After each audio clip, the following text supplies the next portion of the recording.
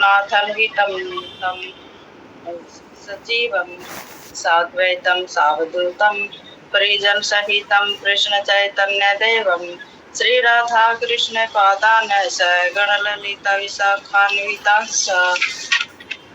हे कृष्ण करुणा सिंधु दीनबंधु जगत्पते गोपेश गोपीकांत राधाकांत नमस्तुते। तप्त कांचन गौरांगी राधे वृंदावनेश्वरी वृषभानुसुते देवी प्रणमामि हरिप्रिये। वाञ्छाकल्पतरुभ्यश्च कृपा सिंधु एव च पतितानां पावनेभ्यो वैष्णवेभ्यो नमो नमः। श्री कृष्ण चैतन्य प्रभु नित्यानंद श्री अद्वैत गदाधर श्रीवासादि गौर भक्त वृंदा। हरे कृष्ण कृष्ण कृष्ण हरे हरे, हरे राम राम राम हरे हरे। हरे कृष्ण माता जी। ओम नमो भगवते वासुदेवाय, ओम नमो भगवते वासुदेवाय, ओम नमो भगवते श्रीमद् भगवत गीता यथारूप अध्याय 3 श्लोक संख्या 14 है ना माता जी। कल 13 किया था मैं मानसी माता जी। नहीं माता जी, आज है 13। कल हिमांशी 12 की थी शायद।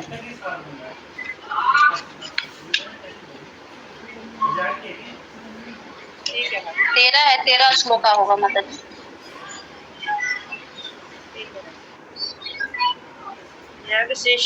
शिष्टाशिनाशन्तो मुच्यन्ते सर्वकिल्बिषै भुजन्ते ते त्वघं पापा ये पचन्ति आत्मकारणात्।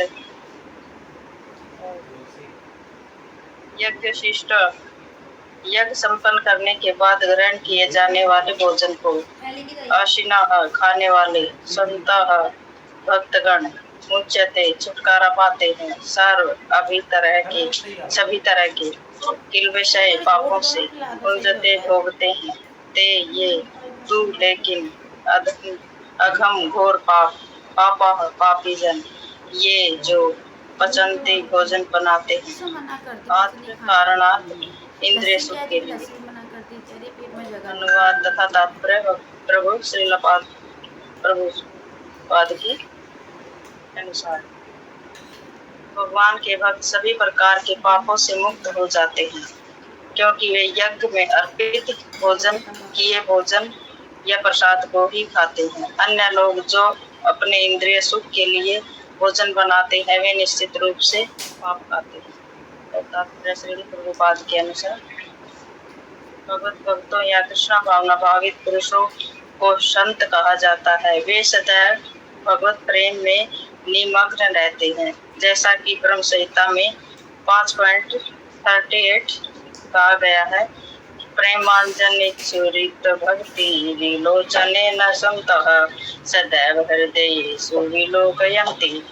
संतगण श्री भगवान गोविंद समस्त आनंद के दाता हैं, या मुकुंद मुक्ति के दाता, या कृष्ण सभी को आकृष्ट करने वाले पुरुष के प्रगाढ़ प्रेम में मग्न रहने के कारण कोई भी वस्तु ब्रह्म पुरुष को अर्पित किए बिना ग्रहण नहीं करते। फलतः है ऐसे भक्त पृथक पृथक भक्ति साधनों के द्वारा यथा श्रवण कीर्तन स्मरण अर्चन आदि के द्वारा यज्ञ करते हैं, जिससे वे संसार की संपूर्ण पापमय संपत्ति के कल्मश से दूर रहते हैं। अन्य लोग जो अपने लिए या इंद्र तृप्ति के लिए भोजन बनाते हैं वे न केवल चोर हैं अपितु सभी प्रकार के पापों को खाने वाले हैं। जो व्यक्ति घोर तथा पापी दोनों हो, भला वह किस तरह सुखी रह सकता है? यह संभव नहीं। अतः सभी प्रकार से सुखी रहने के लिए मनुष्य को पूर्ण कृष्ण भावना मृत में कीर्तन यज्ञ करने की सरल विधि बताई जानी चाहिए, अन्यथा संसार में शांति या सुख नहीं हो सकता। इसमें यही भगवान कह रहे हैं कि भगवान के भक्त सभी प्रकारों के पापों से मुक्त हो जाते हैं। जो भगवान जो कृष्ण भावनामृत मनुष्य होते हैं वे भक्त होते हैं, वे सभी पापों से मुक्त हो जाते हैं। उनके अंदर कोई पाप नहीं रह जाते। जो कृष्णा को पूजते हैं या उन्हीं की प्रेम भक्ति करते हैं तो उनके अंदर कोई पाप नहीं रह जाते। मतलब वे सभी पापों से मुक्त हो जाते हैं, क्योंकि वे यज्ञ में अर्पित किए भोजन या प्रसाद को ही खाते हैं। क्योंकि वह भगवान कोई भोग लगाए बिना वो नहीं खाते प्रसाद, तो क्योंकि उनको भोग लगाने के बाद वो प्रसाद बन जाता है, तो इसलिए वो उस प्रसाद को ही खाते हैं, तो वो बंधन से मुक्त हो रहते हैं। अन्य लोग जो अपने इंद्रिय सुख के लिए भोजन बनाते हैं, वे निश्चित रूप से पाप खाते हैं। और जो अपनी पसंद का कि ये खाए वो खाए, अंडे खाए, मीट मछली जो भी उनको पसंद है अपने पसंद से खाए, या ये नहीं सोचे कि भगवान को क्या पसंद है, भगवान के लिए क्या बनाए, उनको क्या खिलाए, क्या भोग लगाए, क्या उनको मतलब उनकी नहीं सोचते, बस अपने इंद्र तृप्ति के बारे में सोचते हैं, तो वो पाप खाते हैं। मतलब उनको वे मुक्त नहीं हो पाते, जो भी ये भावबंधन है उसी के में इंद्र तृप्ति में ही ओतप्रोत रहते हैं। तो भगवत भक्तों या कृष्णा भावना तात्पर्य, कृष्णा भावना भावित पुरुषों को संत कहा जाता है, और जो प्रेम भक्त कृष्णा की प्रेम भक्ति में संलग्न रहते हैं, और वे उन्हीं को संत कहा जाता है। ये नहीं कि ऐसे घूम रहे हैं, वो मांग लिया फिर खासा, रात को कोई बीड़ी पी रहे हैं, कोई कुछ खा रहे हैं या शराब पी रहे हैं, तो वो संत नहीं है। संत तो कृष्णा भावना मृत है, कृष्णा की उसमें लगे रहते हैं, तो वही उन्हीं को संत कहा जाता है। वे सदैव भगवत प्रेम में निमग्न रहते हैं और अपनी भगवत प्राप्ति में ही भगवान के लिए अब ये करूं, अब भगवान के लिए ये बनाऊं, अब वो करूं, अच्छे कपड़े पहनाऊं, भगवान को सजाऊं, उनको वो तो उसी में लगे रहते हैं। तो वही उनको कोई वो नहीं रहता बाहरी दुनिया से, वे अपने ही प्रेम भक्ति में खोए रहते हैं, कृष्णा के प्रेम भक्ति में, जैसा कि ब्रह्म संहिता में कहा गया है। संतगण श्री भगवान गोविंद, मतलब गोविंद का मतलब समस्त आनंद के दाता, और या मुकुंद मुक्ति के दाता, या कृष्ण सभी को आकृष्ट करने वाले पुरुष। यही मतलब यही बता रहे हैं कि भगवान कृष्णा ही सभी को मतलब आनंद भी देने वाले हैं, मुक्ति भी देने वाले हैं, और सबों को आकृष्ट मतलब अपनी तरफ खींचने वाले भी कृष्णा है। कि प्रगाढ़ प्रेम में मग्न रहने के कारण कोई भी वस्तु परम पुरुष को अर्पित किए बिना ग्रहण नहीं करते। इसी में यही बता रहे इसमें भी कि भगवान को कोई भी चीज को अर्पण किए बिना नहीं रहना चाहिए, मतलब उनको ग्रहण करना चाहिए। जो भगवत प्रेमी होते हैं, कृष्णा भावनामृत में होते हैं लोग, वो उनको अर्पित किए बिना कुछ भी ग्रहण नहीं करते। फलतः ऐसे भक्त पृथक पृथक भक्ति साधनों के द्वारा, मतलब ऐसे भक्त होते हैं जो वो अलग अलग अपनी भक्ति में साधनों के, कोई श्रवण करने मतलब कोई सुनने या कीर्तन करना या पढ़ना या अर्चना पूजा अर्चना करना या पाद सेवा करना या दास्य भक्ति, मतलब इसमें अपनी उसके द्वारा यज्ञ करते रहे, इसी को यज्ञ बोलते हैं। अब कलयुग है तो यही यज्ञ है, ये नहीं है कि वनों में जाकर ऋषि पंडितों को बुलाया और यज्ञ सामग्री इकट्ठी करी और फिर वो उससे यज्ञ होते हैं। अब वो नहीं हो पाते संभव, ना इतने कोई मंत्र उच्चारण कर सकते इस युग में, ना कोई, तो अब यही यज्ञ है, मतलब संकीर्तन यज्ञ, और यही यज्ञ करते हैं जिससे वे संसार की संपूर्ण पापमयी संगति से के कलम से दूर रह सकते हैं। मतलब जो भी संसार में पाप है, कष्ट है, जो उनके भगत ऐसा है कि उसको कुछ पता ही नहीं रहता। अब जैसे हम भी अब मतलब जो भी मैं किचन में बैठी बैठी भी माला करती रहूँ या कुछ पढ़ती रहूंगी, पंखा वैसे चलता है, ऐसा नहीं है इसी में, तो पता नहीं लगता, और वैसे बैठ जाएंगे बातें करने तो तब गर्मी लगेगी। अब उसमें रहते हैं तो गर्मी नहीं लगती, पसीना पसीना हो रहेंगे, पर पता ही नहीं लगता कि क्या गर्मी है या नहीं है, क्योंकि अब थोड़ा थोड़ा समझ में आने लग गया माता जी की जो भी इनसे मतलब अंदर से वो शारीरिक भी सुख इतना नहीं लगता जितना भगवान की उसमें लग जाती। यही है कि भगवान की संगति से कलमश से दूर रहते हैं, क्योंकि वो बातें वो नहीं होती, वो बाहर खड़े होगी तो ये ऐसी, वो उसने ये कर दिया, उसने वो किया, वो ऐसी है, वो ऐसी, इसके साथ ऐसे, ये इसी में घुसे रहते हैं। अब उससे कोई मतलब नहीं रहता। अब यही अच्छे लगते हैं कि भगवान, इससे अच्छा तो अपना भगवान का नाम लो, कुछ रीडिंग करें, कुछ अपना जो भगवान के बारे में बातें हैं वो करें। अब कोई सुनना नहीं चाहता, अब क्या करें उनसे, फिर बातें भी नहीं कर पा, मन नहीं करता फिर बातें, क्योंकि सुन के खुश नहीं है भगवान की बातें, इसे यही लगी रहती है, इसको और कुछ आता ही नहीं है, ज्यादा वक्त दिन होगी, मतलब ऐसे ऐसे बातें फिर अब खुद से अपने मन से ही नहीं मन करता। और अपने लिए या इंद्र तृप्ति के लिए भोजन बनाते हैं वे केवल चोर हैं।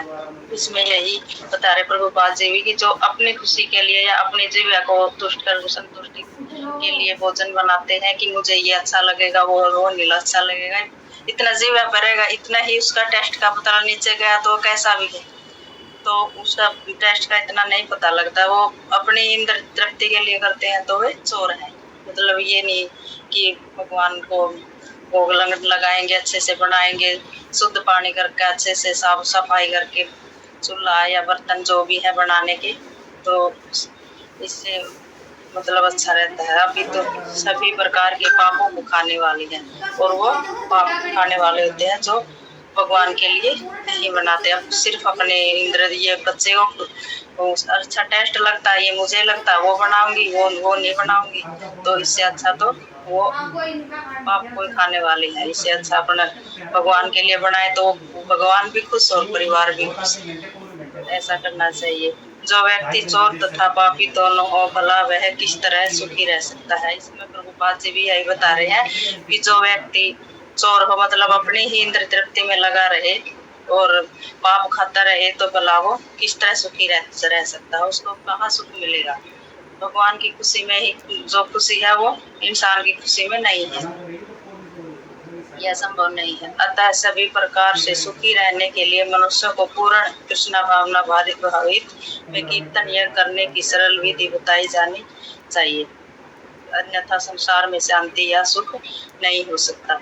इसमें यही बता रहे हैं कि मतलब पूर्ण कृष्णा भावनामृत, मतलब पूरी तरह अपने को कृष्णा भावनामृत मतलब भावना भावित होना चाहिए, कि उसमें संकीर्तन करना चाहिए, और यही सबसे सरल विधि है। इसमें तो कोई ना पैसा खर्च होता, ना कोई कहीं ये कि कहीं बाहर ही जाना पड़ेगा या मंदिर में ही जाना पड़ेगा, मतलब ऐसा भी कोई विधान नहीं है। अपने घर में बैठ के भी संकीर्तन करते रहो तो भी मतलब इसमें मतलब संसार में शांति या सुख, और वैसे बाहरी संसार है भौतिक संसार में शांति या सुख नहीं हो सकता।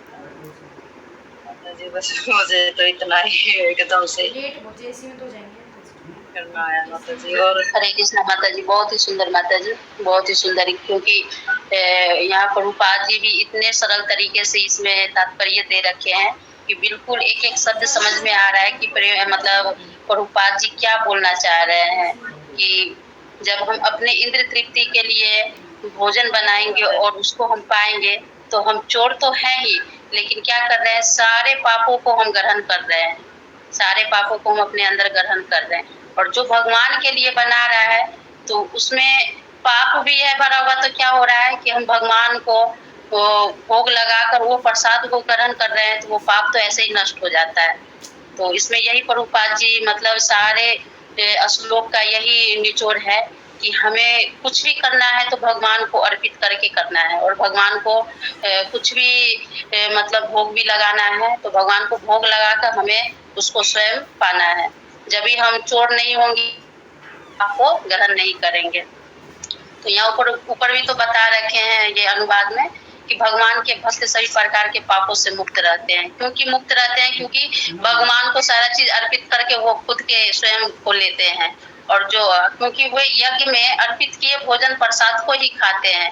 जो भक्त होता है वो क्या होता है, भगवान का प्रसाद ही खोजता है, बाहर का भी चीज खाने को राजी नहीं होता है, नहीं ये नहीं खाएंगे, इसमें लहसुन प्याज होगा और भगवान का भी भोग लगा हुआ नहीं है, तो क्या होता है, मन तो जाता ही नहीं है वो चीज पर, भगवान के प्रसाद पर ही मन जाता है, चलो घर चलते हैं, वह भगवान को भोग लगाकर फिर हम पाएंगे। तो भगवान के भक्त ऐसे होते हैं। और अन्य लोग जो अपने इंद्र तृप्ति के भोजन के लिए भोजन बनाते हुए निश्चित रूप से पाप करते हैं। तो जो भौतिक संसार में लोग हैं और जो खुद के लिए अच्छा वैरायटी बनाते हैं, चलो आज ये बना रहे हैं वो बना रहे हैं, तो वो क्या कर रहा है, खुद का ही तो ग्रहण कर रहा है, भगवान का नाम तो है ही नहीं उसके अंदर कि चलो भगवान को भी कभी कभी भोग लगा कर खा लो तो थोड़ा तो पाप कमेगा, वो भी नहीं है। तो वो तो बिल्कुल पाप भी कर रहा है और चोर तो है ही, क्योंकि वो अपने इंद्रियों को, जिस भगवान ने ये बनाया है शरीर, तो कभी नाम ही नहीं लेता है भगवान के लिए। और वो अपने इंद्रियों को अपने लिए ही, अपने सुख के लिए वो जी रहा है, ये इंद्रियों को अपने सुख के लिए ही लगा रहा है, तो वो तो चोर बिल्कुल है ही, बिल्कुल चोर है। तो प्रभुपाद जी बहुत ही सुंदर उदाहरण दिए ये चोर का, बहुत ही अच्छा उदाहरण दिए चोर का, कि एक मनुष्य क्या है जो अपने इंद्रिय तृप्ति को खुद के लिए जो लगा रहे हैं ना, वो तो चोर है, और इंद्रिय के लिए खुद का प्रसाद जो वो बना रहा है और पा रहा है, वो पाप पा रहा है। तो बहुत ही सुंदर माता जी। तो माता जी अभी समय है, एक श्लोक और ले सकते हैं माता जी। जी श्लोक संख्या 14। अनाथ भवन्ति भूतानि पुरजन्यात् अन्न स्वभाव संभव यज्ञात् भवति पर्जन्य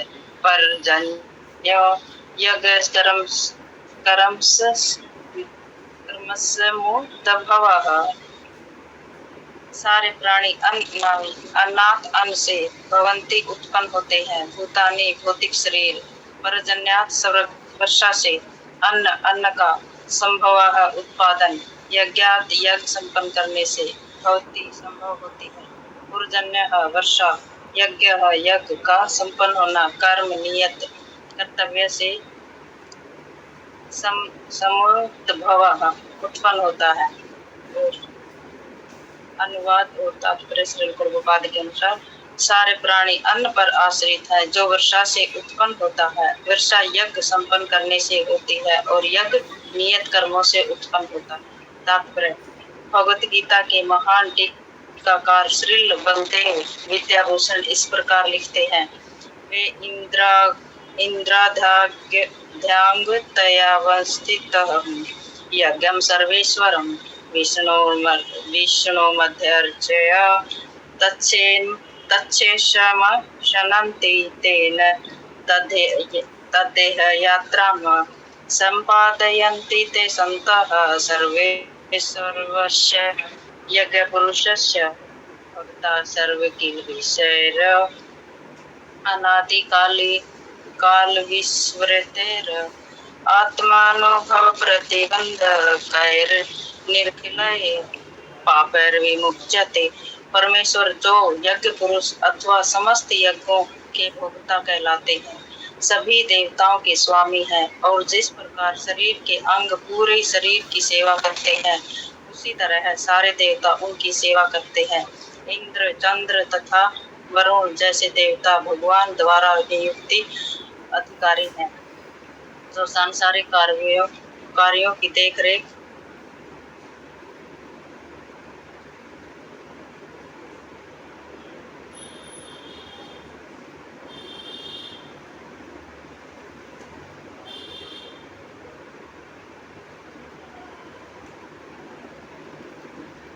हरे कृष्णा माता जी, आपकी आवाज रुक रही है।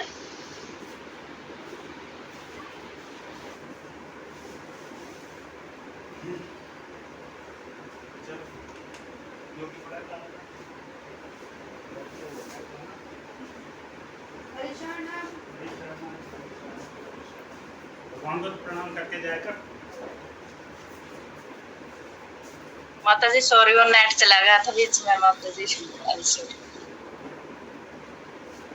सारे देवताओं की सेना में रहते इंद्र, चंद्र तथा वरुण जैसे देवता भगवान द्वारा नियुक्त अधिकारी हैं जो सांसारिक कार्यों की देखरेख करते हैं। सारे वेद इन देवताओं को प्रसन्न करने के लिए यज्ञों का निर्देश करते हैं जिससे वे अन्न उत्पादन के लिए प्रचुर वायु, प्रकाश तथा जल प्रदान करते हैं।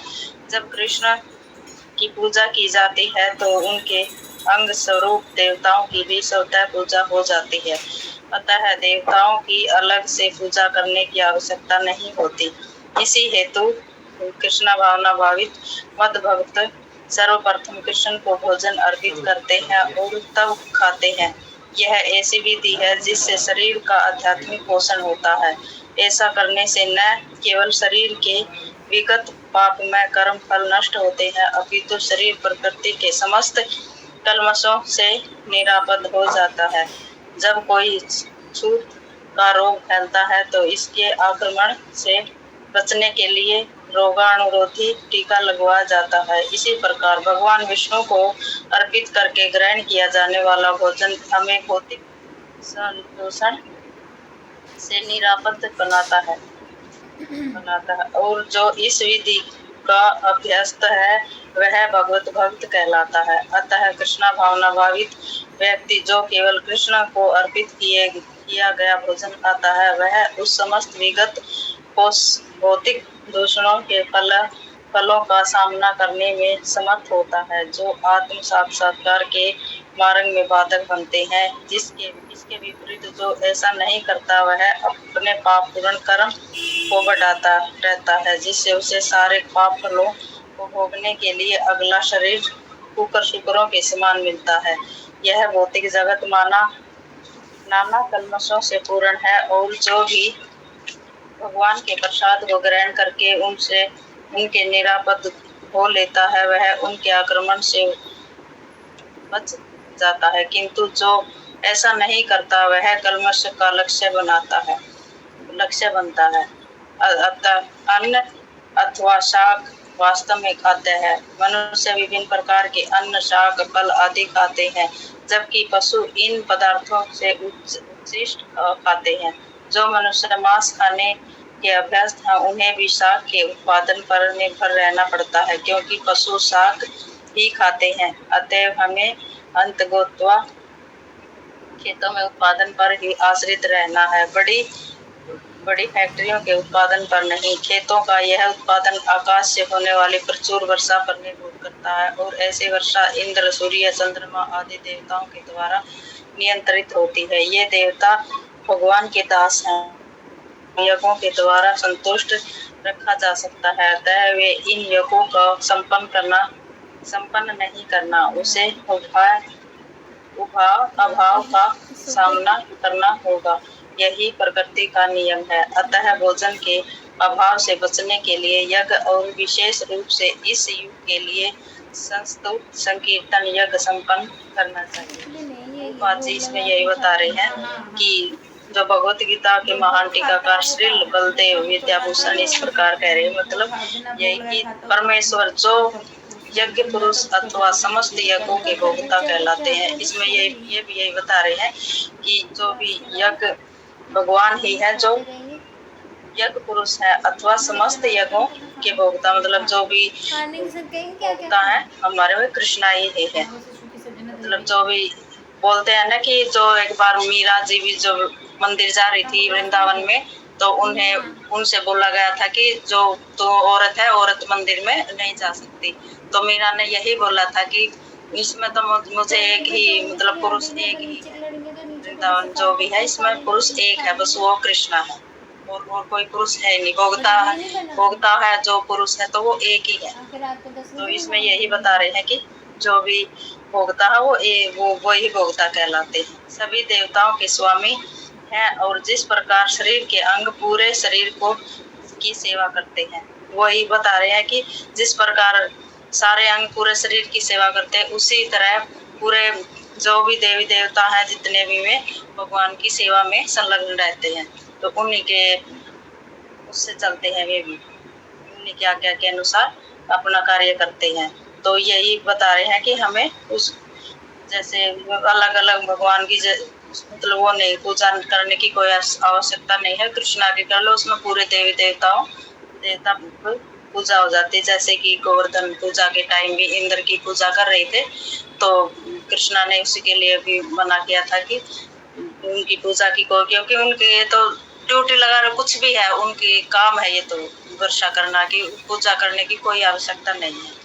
तो उसमें भी जब भी यही बताया था और इसमें भी यही बता रखा है कि जब कृष्णा जिससे वे अन्न उत्पादन के लिए प्रचुर वायु, प्रकाश तथा जल, तो यही है कि वायु भी प्रचार अपने प्रचुर मात्रा में वो करेगी और प्रकाश जो सूर्य है वो प्रकाश देंगे और जल प्रदान करेंगे, इंद्र देव जल प्रदान करेंगे और कृष्णा की पूजा की जाती है जो उनके अंग स्वरूप देवताओं की भी सबता पूजा हो जाती है। यही कि जब हम कृष्णा की पूजा करेंगे तो वे उनके अंग समझ लो जितने देवी देवता हैं कृष्णा के अंग हैं तो उनकी सबता ही पूजा हो जाएगी। जब हम कृष्णा की करेंगे तो अलग अलग करने की कोई आवश्यकता नहीं। अतः देवताओं की अलग से पूजा करने की कोई आवश्यकता नहीं होती। इसी हेतु कृष्णा भावना भावित भगवत भक्त सर्वप्रथम कृष्ण को भोजन अर्पित करते हैं। तो तभी सभी जो भी कृष्णा भावना भावित हैं वे भगवान कृष्णा को ही भोजन अर्पित करते हैं, तभी उसे पाते हैं। तो वो जब उसमें सभी देवी देवता को भी मतलब अर्पण हो जाता है जब हम कृष्णा को करते हैं, और जिससे शरीर की आध्यात्मिक पोषण होता है। तो इसी से भी उससे अब शरीर का भी आध्यात्मिक पोषण भी हो जाता है, क्योंकि शरीर को भी पोषण देना जरूरी है। तो वो भगवान को अर्पण करके देंगे तो उसमें और ज्यादा उसकी वो बढ़ जाती है। इसमें यही वो बता रहे हैं, फिर तो शरीर प्रकृति के समस्त कलमशों से निरपराध भी हो जाता है। तो शरीर की वो शरीर को भी आध्यात्मिक पोषण भी मिलता है और शरीर के जो भी दूर हो जाते हैं। तो इसमें भी प्रभुपाद जी भी यही बता रहे हैं कि इसके कर्म फल भी नष्ट, पाप में कर्म फल होते हैं वे भी नष्ट हो जाते हैं। तो जब कोई छूत का रोग फैलता है तो इसके आक्रमण से बचने के लिए रोगानुरोधी टीका लगाया जाता है। तो इसी प्रकार भगवान प्रभुपाद इसका उदाहरण दे रहे हैं कि जब कोई छूत की बीमारी होती है तो उसका भी कोई टीका लगवाना पड़ता है। तो इसी प्रकार हमें जो भी प्रसाद हम खा पाते हैं जो भगवान को अर्पण किया हुआ है वो समझ ले कि हर कर्म से हमें दूर बचा के रखता है, दूर रखता है। टीका लगाया जाता है। इसी प्रकार भगवान विष्णु को अर्पित करके ग्रहण किया जाने वाला भोजन हमें भौतिक संदूषण से निरापराध बनाता है, और जो इस विधि को का अभ्यस्त है वह भगवत भक्त कहलाता है। और वही जो भगवान को हर हमेशा याद रखता है या उनको जो अर्पण करके खाता है पीता है, जो भी मतलब उनको करता है, तो उसे ये भगवत भक्त कहा जाता है, मतलब वो भक्त रहता है। अतः कृष्णा भावना भावित व्यक्ति जो केवल कृष्णा को अर्पित किया गया भोजन खाता है वह उस समस्त विगत भौतिक दूषणों के फलों का सामना करने में समर्थ होता है।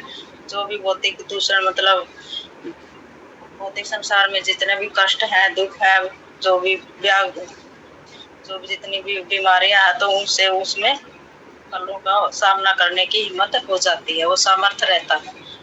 तो मतलब वो भगवान को दोष नहीं देता, नहीं तो वैसे बोलते रहते हैं कि भगवान ने ये बीमारी है, मुझे ये बीमारी दे दी, ये भगवान ने दे दी, और भगवान का कुछ उनका वो करना तो होता नहीं कि वो भी कुछ है इसमें, उनको भी हम हर उसमें शामिल करें।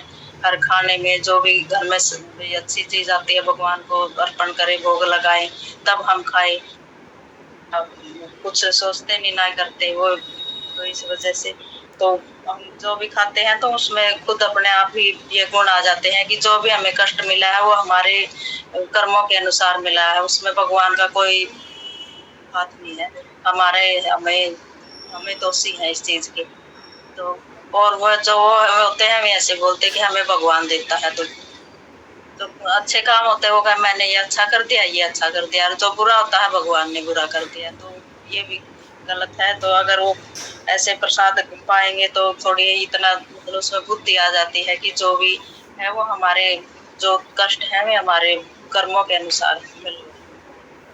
तो जो आत्म साक्षात्कार के मार्ग में बाधक बनते हैं, इसके विपरीत जो ऐसा नहीं करता वह अपने पाप पूर्ण कर्म को बढ़ाता रहता है। तो यही बता रहे प्रभुपाद जी भी कि जो मतलब इसके विपरीत चलते हैं वे अपने और भी पाप पूर्ण मतलब और भी अपने कष्ट अपने कर्म अपने जो भी जीवन में और भी कष्ट ही जोड़ते जाते हैं, उसमें बढ़ाते जाते हैं, अपने कम नहीं होते, उससे ज्यादा ही बढ़ते हैं, जिससे उसे सारे पाप फलों को भोगने के लिए अगला शरीर कुकर शुकरों के समान मिलता है। वही फिर वो अगले फिर जन्म जैसे पाप करेंगे उन्हें भोगने के लिए हमें अगला जन्म कुछ क्या पता कुकर शुगर जैसे सुअर का मिल गया, कुत्ते का मिल गया, कुछ भी मिलेगा हमें, पर भोगना तो है ही है। वो भोगने के लिए भगवान अपना जन्म तो देंगे, वो तो अपने ऐसे उससे नहीं रहते कि हमें ये कर्म नहीं करने चाहिए। यह भौतिक जगत माना कलमशों से पूर्ण है, और जो भी भगवान के प्रसाद को ग्रहण करके उनसे निरापद हो लेता है, मतलब वो इन से कुकर शुकरों के जो भी टूट जाता है उनको वो अपने आप को मुक्त कर लेता है इन चीजों से, कि हमें आगे नहीं कहीं जन्म लेना, तो भगवान के उसमें भक्ति में लगा रहता है, संकीर्तन में या श्रवण में या जो भी उनके सेवा में लगे रहते हैं, वे अपने आप को मुक्त कर लेते हैं। वह उनके आक्रमण के से बच जाता है। किंतु जो ऐसा नहीं करता वह कलमश का लक्ष्य बनता है, मतलब वही फिर अपने अगले जन्म के लिए अपना लक्ष्य बना लेते हैं कि हमें क्या क्या बनना है, अपने हमारे हाथ में है। जैसे भी हम जो भी कर्म करेंगे उसके अनुसार हमें अगला जन्म मिलेगा। अन्न अथवा शाक वास्तव में खाद्य है। जो भी अन्न है और फल है, सब्जियां हैं, जो भी है वो ही खाने के मतलब खाने के लिए है, मतलब खाने में अच्छे हैं।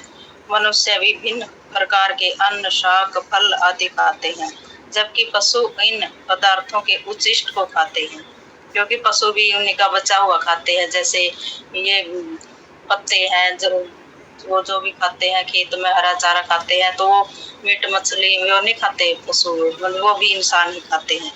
जो मनुष्य मांस खाने के अभ्यस्त हैं उन्हें भी शाक के उत्पादन पर निर्भर रहना पड़ता है, क्योंकि पशु शाक ही खाते हैं। तो उनके लिए भी है जो मांस खाते हैं, उनको भी यही है कि उनको मतलब उनको भी उन्हीं पर निर्भर रहना पड़ता है, क्योंकि पशु तो मीट मांस खाता नहीं, वो अन्न खाते हैं या फिर वो घास खाते हैं। तो वो उनको भी तो उनको खिलाएंगे तभी तो वह पशु होंगे, तभी तो उनको फिर वो खाएंगे। तो उनको भी उन्हीं पर मतलब रहना पड़ता है, उन्हीं पर निर्भर है, क्योंकि पशु अतः हमें अंततः खेतों के उत्पादन पर ही आश्रित रहना है। तो आखिरी यही है कि हमें खेतों के उत्पादन पर आश्रित रहना, मतलब उन्हीं पर निर्भर रहना है। बड़ी फैक्ट्रियों के उत्पादन पर नहीं। जो भी बड़ी बड़ी फैक्ट्रियां हैं उनमें नहीं ना तो अन्न उगाया जा सकता है और ना ही घास उगाया जा सकता है। जो फैक्ट्रियां हैं ये तो खेतों में ही होगा। तो इसी पर बता रहे हैं कि फैक्ट्रियों में कुछ ये नहीं हो सकता। खेतों का यह उत्पादन आकाश से होने वाली प्रचुर वर्षा पर निर्भर करता है, क्योंकि जब इतने बारिश नहीं होगी तो अन्न और फल जो भी घास भी है वे भी इतने नहीं हो पाते अगर बारिश नहीं होगी तो वो बारिश पर निर्भर है। और ऐसी वर्षा इंद्र, सूर्य, चंद्र आदि देवताओं के द्वारा नियंत्रित होती है, और ये भी उन्हीं के बस में है। जैसे इंद्र वर्षा करते हैं, सूर्य रोशनी, और चंद्रमा भी अपने जो भी वो टेस्ट है जो वो करते हैं। चंद्रमा अपनी रात की जो भी उनमें वनस्पतियों में जो स्वाद करते हैं, तो वो चंद्रमा ही के काम है द्वारा संतुष्ट रखा जा सकता है। अतः जो इन यज्ञों को संपन्न नहीं करता उसे अभाव का सामना करना होगा, यही प्रकृति का नियम है। अतः भोजन के अभाव से बचने के लिए यज्ञ और विशेष रूप से इस युग के लिए संस्तुत कीर्तन यज्ञ संपन्न करना चाहिए। तो यही है कि भोजन के अभाव से बचने के लिए यज्ञ और विशेष रूप से इस युग के लिए संस्तुत संकीर्तन यज्ञ संपन्न करना चाहिए। तो जी ये लाइन नहीं समझ में आया। ये तो ये जैसे ये था ना कि अतः भोजन के अभाव से बचने के लिए यज्ञ, मतलब इसका क्या मतलब होता है? क्या बता रहे माता जी? अतः भोजन के अभाव से बचने के लिए यज्ञ और विशेष रूप से इस युग के लिए संसूत संकीर्तन यज्ञ संपन्न करना चाहिए। तो यहाँ पर बता रहा है ना कि अतः जो इन यज्ञों को संपन्न नहीं करता है उसे अभाव का सामना करना होगा। तो मतलब यहाँ बता रहे हैं ना कि ये देवता भगवान के दासी है, तो हमें यज्ञ जब भगवान का जो नियम दिया हुआ है, भगवान का भोजन जो खाद्य पदार्थ है तो वो भगवान को अर्पण करके खाएंगे, तो उसी को यज्ञ यहाँ बताया गया है कि भगवान के लिए जो हम करेंगे ना तो उसी को यज्ञ बताया गया है। तो अतः जो इन यज्ञों को संपन्न नहीं करता है, तो जो व्यक्ति है जो भगवान का यज्ञ का संपन्न नहीं करता है उसे अभाव का सामना करना पड़ेगा। यही प्रकृति का नियम है। तो ये जो प्रकृति है, 3 गुणों से जो प्रकृति, सतोगुण, रजोगुण, तमोगुण, तो इस मतलब रजोगुण और तमोगुण में जो सतोगुण में है वो तो भगवान के लिए कर रहा है, और जो रजोगुण है, तमोगुण है, वो क्या है, भौतिक संसार में फंसा हुआ है, तो प्रकृति के नियम में फंसा रहता है। अतः भोजन के अभाव से बचने के लिए तो वही भोजन, मतलब भोजन जो है ना वो भगवान को भोग लगा कर खाएंगे तो वो हम सही कर रहे हैं, और जो नहीं खा रहे हैं तो वो गलत कर रहे हैं। तो भोजन के अभाव से बचने के लिए यज्ञ, और विशेष रूप से इस कलयुग में तो हमें क्या यज्ञ, यज्ञ विशेष रूप से इस कलयुग का जो यज्ञ है, जो चैतन्य महाप्रभु हमें दिए हैं, जो महामंत्र दिए हैं, हरे कृष्णा कृष्णा कृष्णा हरे हरे, हरे राम, तो इस कलयुग का ये जो है नाम है, उसको हमें क्या करना है, संकीर्तन यज्ञ को संपन्न करना है। हमें इस कलयुग में ना इस नाम को, हरि नाम यज्ञ को हमें ना इसको मतलब सभी मनुष्य को ना हमें ये बांटना है और सभी को बताना है कि इस कलयुग का एक ही नाम आधारा है, ये है जो भगवान का नाम है, जो मंत्र है।